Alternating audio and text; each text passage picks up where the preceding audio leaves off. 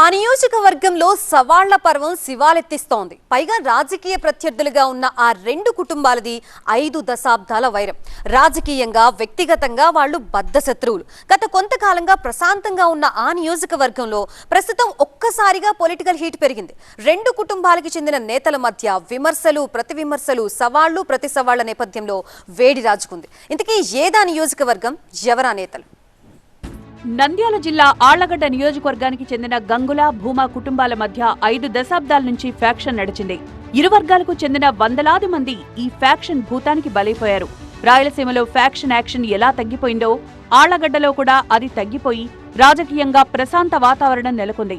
అడపాదడపా జరిగే గొడవలు తప్ప నియోజకవర్గంలో ఎలాంటి ఘర్షణలు చెలరేగడం లేదు. అలాంటి పరిస్థితుల్లో ఆళ్లగడ్డ టీడీపీ ఎమ్మెల్యే భూమా అఖిలప్రియ, మాజీ ఎమ్మెల్యే వైసీపీ నేత గంగుల బిజేంద్రారెడ్డి అలియాస్ నాని మధ్య ఛాలెంజ్లతో ఒక్కసారిగా పొలిటికల్ హీట్ పెరిగింది.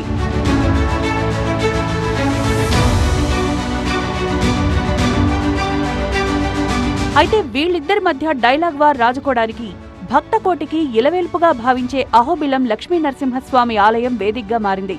భక్తులిచ్చే తలనీలాలతో అహోబిలం ఆలయానికి భారీగా ఆదాయం వస్తుంది. అయితే ఈ ఆలయంపై రాజకీయ నేతల పెత్తనం సాగుతోందనే ఆరోపణలు వినిపిస్తున్నాయి. దీంతో ఆలయానికి కోట్ల రూపాయల్లో రావాల్సిన ఆదాయం కాస్త లక్షలకు పడిపోయిందంటున్నారు. రాజకీయ పెత్తనంతో ఆలయ మనుగడకే ముప్పు వాటిల్లిందని అధికారులు వాపోతున్నారట. ఈ విషయాన్ని సాక్షాత్తు ఆలయ పరిపాలనా అధికారి పార్థసారథి మీడియా ముందే కుండ బద్దలు కొట్టారంటే పరిస్థితి అర్థం చేసుకోవచ్చంటున్నారు స్థానికులు.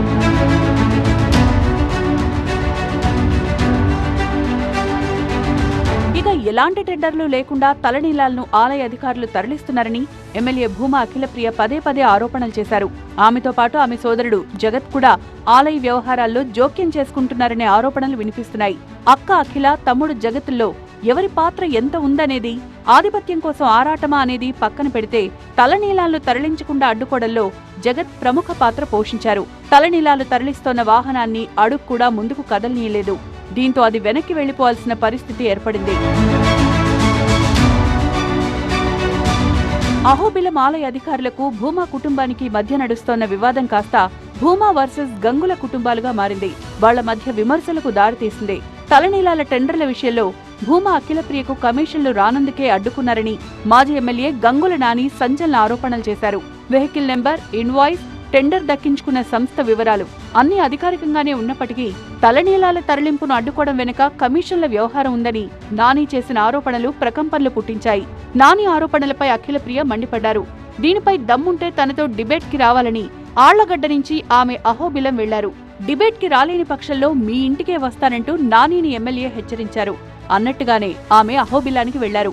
నాని కూడా అహోబిలం వెళ్లి డిబేట్ కు రెడీ అవుతోండగా పోలీసులు అడ్డుకున్నారు. ఆ తర్వాత వాళ్లు అఖిలప్రియను కూడా అడ్డుకున్నారు. నాని తన ఆరోపణలు నిరూపిస్తే ఎమ్మెల్యే పదవికి రాజీనామా చేస్తానని అఖిలప్రియ ఛాలెంజ్ చేశారు. ఆధారాలతో సహా నిరూపిస్తానని నాని ప్రతి సవాల్ విసిరారు.